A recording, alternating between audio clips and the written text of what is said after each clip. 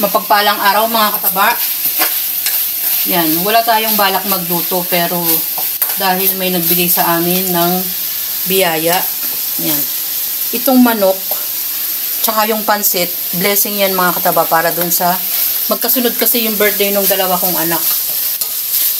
14 tsaka 16 August.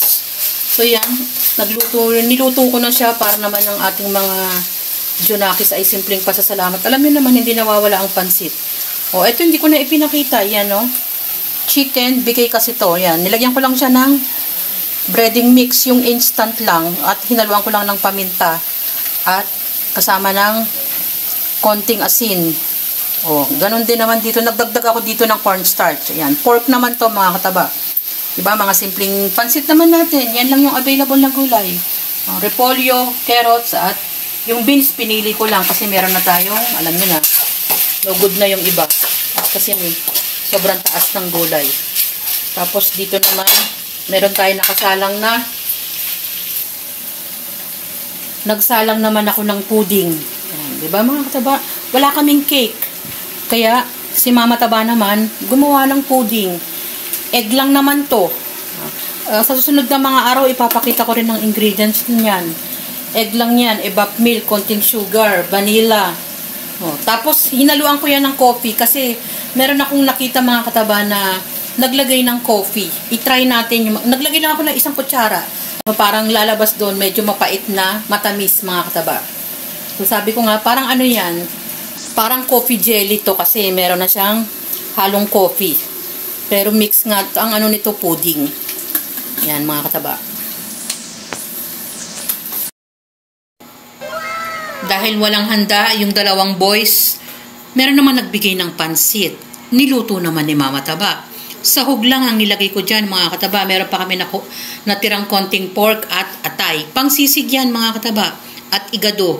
Pero nilagay ko na sa pansit. Dapat tayong magpasalamat sa mga nare-receive natin. Diba, nagkaroon ng konting handa ang mga bata. Kasama ng chicken. Nilagyan ko naman siya ng breading. Ganun lang kasimple. At pagsasalu-saluhan na yan ng buong pamilya. Ang importante magsimba, mga kataba, magpasalamat sa dagdag na taon na ibinigay niya sa aking dalawang anak. Magkasunod silang may birthday. Yun namang ating pudding, nasa rep pa dahil malambot pa siya, kailangan pa siyang i-firm. Yan na yung ating mga pagsasaluhan. May halo na siyang pork, yung ating chicken. Kaya nga sabi ko, yan yung mga simpleng pagsasaluhan ng buong pamilya at nawa maging maraming taon pa ang dumating sa kanila. Alam niyo naman tayong mga nanay, wala tayong hinahangad para sa ating pamilya, lalong-lalo na sa ating mga anak, kundi ang mapabuti sila. Kahit na walang handa, ang importante malusog sila at hindi nagkakasakit. Yun lang sapat na mga kataba. At makuha nila yung mga mithiin nila sa buhay. No mga kataba? At nawa, kayo din, meron kayong mga bagay na napagkakasya kung ano lang yung meron at magpasalamat. Lalong-lalo na para sa ating pamilya. Yung akala mo wala, pero may darating na blessing, mga kataba. Ganun yung mga unexpected na nangyayari sa atin. Na dapat tayong magpasalamat na, sabi nga, God will provide. Yun yung lagi nating iniisip. Na hindi tayo nawawalan, bagkus nagkakaroon.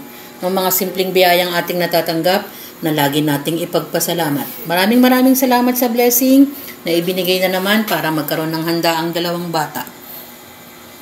Enjoy, kumain, at maging masaya. Salamat sa panunood at bye! Ingat mga kataba! Maraming salamat sa dagdag na taon para sa aking mga anak.